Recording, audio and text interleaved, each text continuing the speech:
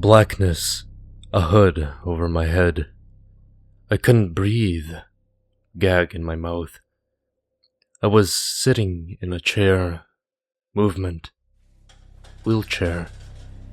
I could see faint lights through the fabric and multiple footsteps around.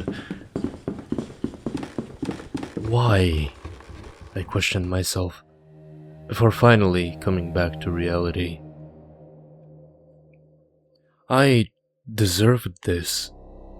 I knew the whys. I didn't care about the hows.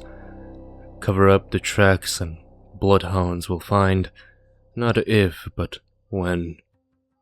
I tasted blood on my lip. I was beaten. Memories flooded back.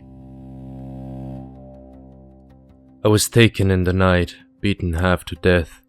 They did a good job. My head was still pounding like my heart, pounding like cannons mid siege.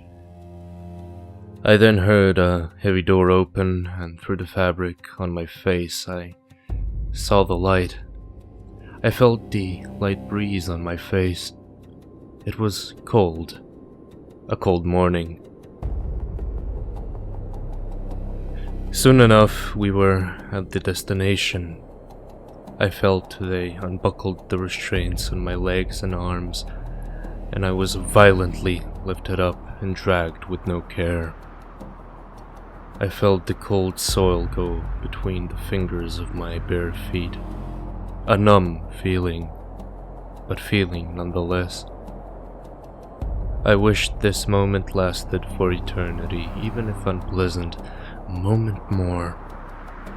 I remembered the dream I had last night, before I was taken so suddenly. I remember insomnia. No pills could help. I finally fell asleep. Not even in dreamland could I be spared of my sins and memories. Some forget that nightmares are dreams, and dreams I had. Oh, those dreams. I remember the chaos I brought, the suffering I caused, and the ruthlessness and mercilessness of my very being. I felt powerful, invincible, when I saw their faces. I thought I was doing the right thing. I was taking vengeance. I was righteous. It always was. It always was they. But I was blind to see it was him, one, singular. And the people close to him were not him. A blood feud isn't resolved by blood spilled. I was so blind to see, and I had time to think. I had that seed that germinated, which grew. But it was a mere phantom. For that growth gave no fruit, but only poison to my mind. I couldn't fix my deeds. What was done was done. You can't undo the fate you've designed. I felt the soil turn into wood. My feet hit the stairs.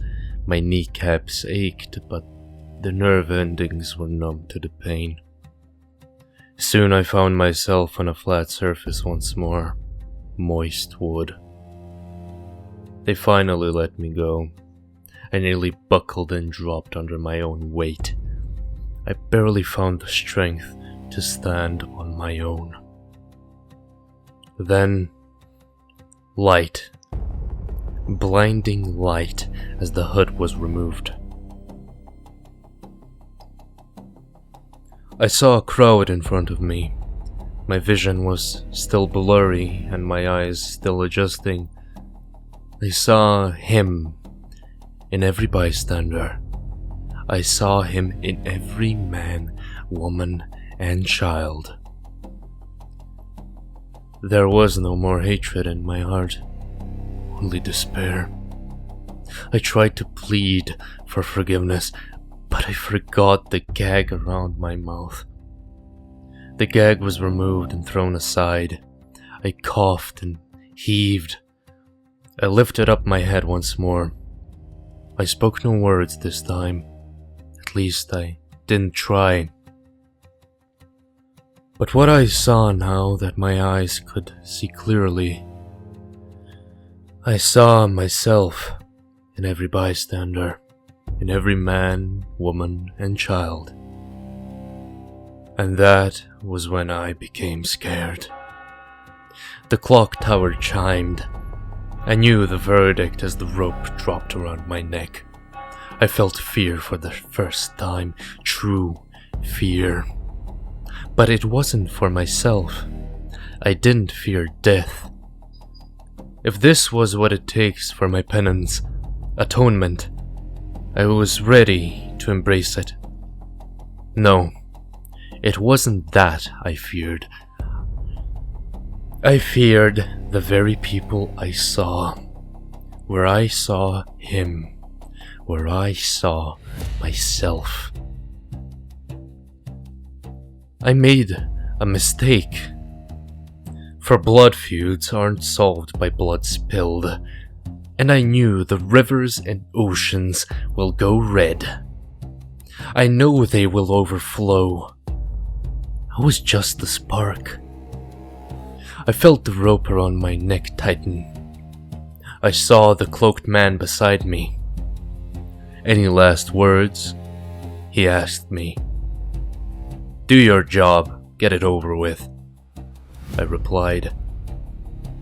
He looked me over once more, and I straightened my head, looking into the sky and the clock tower still chiming.